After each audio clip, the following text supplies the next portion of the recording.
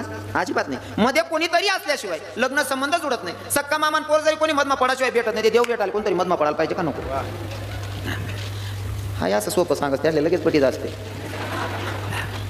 आणि म्हणत तत्वच तसं मला सोपं तरी सांगा ना आवडायचं.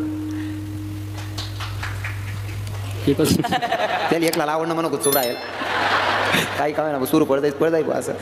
मी एक व्हिडिओ बघितला, भाषण चालू होतं आणि एक भाऊ पुढी तोही राहतात पुढी टोकी राहतात. लोकेशी पडा टाळ्या वाजते ना.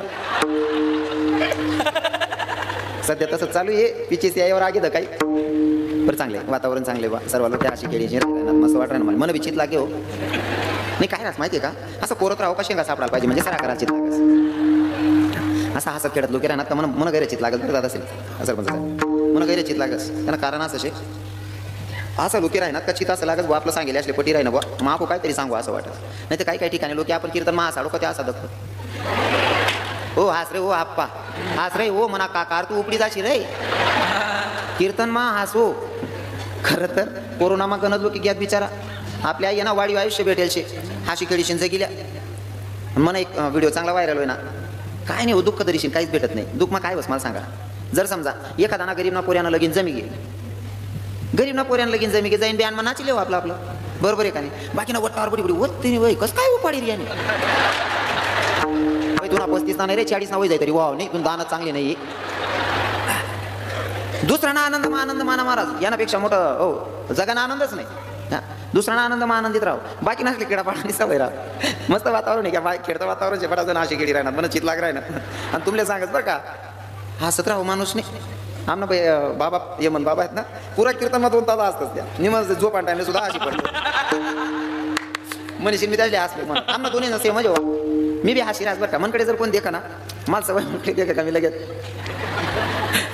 आपल्या हसल्यानं जर कोणाचा दिवस चांगला जात असेल तर का पाहिजे हसायला पाहिजे दादा असेल बरोबर आहे की नाही. कोणी देखा का आपण असं का त्या माणूसला बी समाधान हो रे एवढा मोठा महाराज बोलता मन मग क्या विचारायला की देखता जास ना भाऊ त्यासले बी समाधान त्यासना बी 3 चांगला जास फक्त असा ना अर्थ वेगळा नको निघाले. हसत राहू माणूसने. आणि जो हसस ना आपली पक्की गॅरंटी आपला कीर्तन 2 तास बसणार दिलकुलीन हाशिलीन आणि मनमा शंका कुशंका न ठेवता जर हाशिलीन ना पक्की गॅरंटी 6 महिना तुमला अटॅक यावं नाही. बाकी ना म्हणतच होती मग 6 महिन्यानंतर काय करा नाको पण नाच दी टाका ना मरणं नाही म्हणल्यावर हा सुरू ठेवा ना दादासाहेब.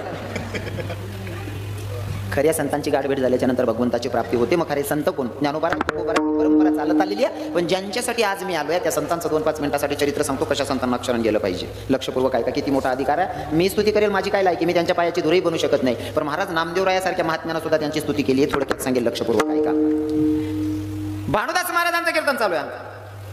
भानुदास महाराजांचं कीर्तन चालू आहे आणि चालू कीर्तनामध्ये भानुदास महाराज सांगत होते भैया पंढरीश पांडुरंग परमात्मा असा दाता ज्याला हात नाही त्याला हात देतो ज्याला पाय नाही त्याला पाय देतो ज्याला डोळे नाही त्याला डोळे देतो. फक्त तुम्ही वारीला जा आणि त्याच्याकडनं मागणी मागा नक्कीच द्यायला तयार असतो महाराज.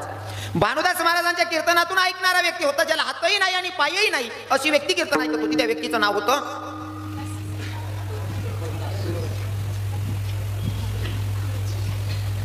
कोण नाही तुम्ही नका सांगा आता कोण होतं बहिणी सोबत हा मायच्या आमले नाही माहिती कोण होतं काय होतं आणि आमले माहिती राहतं तुला कसा दडकावतो ताडे. कुर्मदास नावाचा व्यक्ती ज्याला हातही नाही पायी नाही अशी व्यक्ती वारीला जाते. भानुदास महाराजांचं कीर्तन ऐकून जर का पंढरीश पांडुरंग परमात्मा असा दाता ज्याला हात नाही त्याला हात देतो ज्याला पाय नाही त्याला पाय देतो ज्याला डोळे नाही त्याला डोळे देतो असा दाता म्हणले एकदा त्याच्याकडे गेलं पाहिजे. कुर्मदासाला हातही नाही पायी नाही लोटांगण घालत घालत वारीला चाललेत आणि वारीला जात असताना अरण भेंडीच्या जवळ काट्याच्या कुरपड्यामध्ये अडकले. काट्याच्या कुरपड्यामध्ये अडकल्याच्या नंतर आता चालता येत नाही उठता येत नाही करावं काय प्रश्नचिन्ह. एवढे अशक्त झाले त्यांच्याकडनं चालता येत नाही. पण दादा वारीतले लोक जात होते आणि वारीतल्या लोकांचं भजन चाललेलं होतं काय ज्ञानोबा तुकाराम ज्ञानोबा माऊली तुकाराम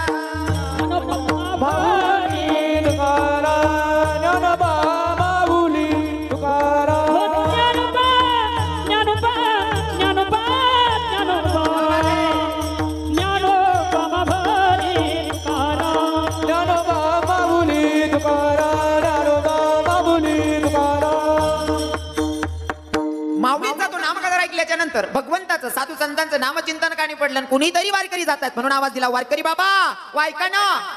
वारकरी बाबांना फिरून बघितलं पण नेमकं असं होतं की कुर्मदास काट्याच्या कुरपड्यामध्ये अडकलेला कोणाला दिसलाच नाही चालायला लागले. पुन्हा आवाज दिला वारकरी बाबा बघा ना एकदा मागे फिरून बघा तर खरी. एका वारकऱ्याचं लक्ष गेलं, काट्याच्या कुरपड्यामध्ये कोणीतरी अडकलेले, जवळ आले, बघितलं, म्हणले दादा आपण कोण? म्हणले मी कुर्मदास. ओ तुम्हाला हात नाही पाय नाही इथपर्यंत आले कसे? म्हणले काय नाही, भानुदास महाराजांचं कीर्तन ऐकलं, भानुदास महाराज कीर्तनातून सांगत होते पंढरीश पांडुरंग परमात्मा असा दाता ज्याला हात नाही त्याला हात देतो, ज्याला पाय नाही त्याला पाय देतो, ज्याला डोळे नाही त्याला डोळे देतो. मागितल्याच्या नंतर सगळी इच्छा पूर्ण करतो. त्या पांडुरंगाच्या दर्शनासाठी निघालो वारकरी बाबा. पण काय करू, हातही नाही पायही नाही, तोपर्यंत ताकद होती तोपर्यंत लोटांगण घातला, आता मला चालणं शक्य होत नाही. वारकरी बाबा तुम्ही जाताय ना, तुम्ही जाताय ना, जगाच्या मालकाला माझा एक निरोप सांगा. तुझा भक्त तुझ्या दर्शनासाठी येत होता, त्याला येणं शक्य होत नाही, तो कुठेतरी थकला, आता त्याच्याकडनं तुझ्यापर्यंत येता येत नाही. देवा शक्य झालं तर तूच जा ना त्याला भेटायला. माझ्या जगाच्या मालकाला वारकरी बाबांना संदेश दिला, देवा तुमचा भक्त तुमच्यासाठी येत होता दर्शनाला, पण येणं शक्य होत नाही. म्हणले करा ना, तुमच्या भक्तानं तिथंच बोलवलंय तुम्हाला. महाराज माझ्या विटेवरच्या मालकाने विटेवरनं उडी मारली, विटेवरनं उडी मारली आणि कुर्मदासाच्या भेटीला निघालाय माझा जगाचा मालक पंढरीश पांडुरंग परमात्मा. कुर्मदासांच्या भेटीसाठी निघाला. आता निघाले तर खरी भगवंत, पर भगवंताच्या सोबत दोन लोक आलेले, माऊली ज्ञानोबाराय आणि नामदेवराय. दोघं संत सोबत होते, दोघं संत सोबत होते. कुर्मदासांच्या जवळ पोहोचले. कुर्मदासांना सांगितलं, अरे हातही नाही पायही नाही तरी तुम्ही वारीला निघालात? म्हणे हो. हातही नाही पायही नाही तरी तुम्ही माझ्या दर्शनाला निघालात? म्हणले हो देवा. अरे कशासाठी? म्हणले मी भानुदास बाबांचं कीर्तन ऐकलं, भानुदास बाबा सांगत होते पंढरीश पांडुरंग परमात्मा असा दाता ज्याला हात नाही त्याला हात देतो, ज्याला पाय नाही त्याला पाय देतो, ज्याला डोळे नाही त्याला डोळे देतो. म्हणले देवा मी ऐकलं आणि तुमच्या भेटीसाठी निघालो होतो. बोलू नका ना, आवाज नाहीये, येतोय ना आवाज? येतोय ना आवाज? येतोय ना मागे? मग येईल ना त्या काहीतरी होईना ते तर ते बोरला आहे ना कोणतरी.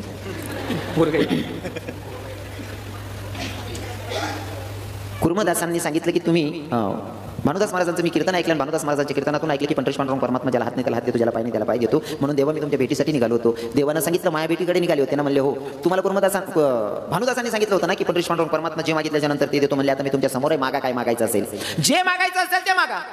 कुर्मदासानं सांगितलं देवा मी आता शेवटचा क्षण मोजतोय आणि त्या प्रसंगाला तू माझ्या डोळ्याच्या समोर आहे, याच्यापेक्षा अजून आनंदाचा क्षण फिरून कधी येणार आहे? म्हणले तू माझ्या डोळ्याच्या समोर आहे. आणि तुम्हाला सांगतो बरं का, खूप कमी लोक असतात की भगवंत समोर आहे आणि भगवंताच्या समोर ते देहाचा त्याग करतात. त्याच्यामध्ये कुर्मदास, पितामहा भीष्म आणि रामायणामधला पशुया, त्याचं नाव जटायू. कमी लोक असतात की भगवंत समोर आहे त्यांच्या समोर देहाचा त्याग करतात. कुर्मदासांना सांगितलं देवा तुम्ही जगाचे मालक माझ्या समोर आहेत, मला आयुष्य नको, फक्त तुमच्या मांदीवर मला जीव सोडायचा, देह त्यागायचा. भगवंतानं मांदी दिली. किती भाग्यवान असेल तो जीव, किती भाग्यवान असेल साहेब? सोपं आहे का? जगाच्या मालकाच्या मांदीवर देह त्यागतोय, याच्यापेक्षा अजून आनंदाचा क्षण कोणता असू शकतो? दादा विधी पूर्ण आटोपली भगवंतानं. आता माघारी निघाले पंढरपूर जायला. पंढरपुराला जायचं, पण सोबत आलेले दोघं संत होते. भगवंताला थोडा खेळ रचायचा होता आणि माऊलींना सांगितलं माऊली मला पाण्याची तहान लागली आहे, मला पाणी प्यायचंय हो. माऊलींनी समोरच बघितलं, हिरवळ दिसत होतं. हिरवळ होतं तो मळा होता सावता बाबांचा.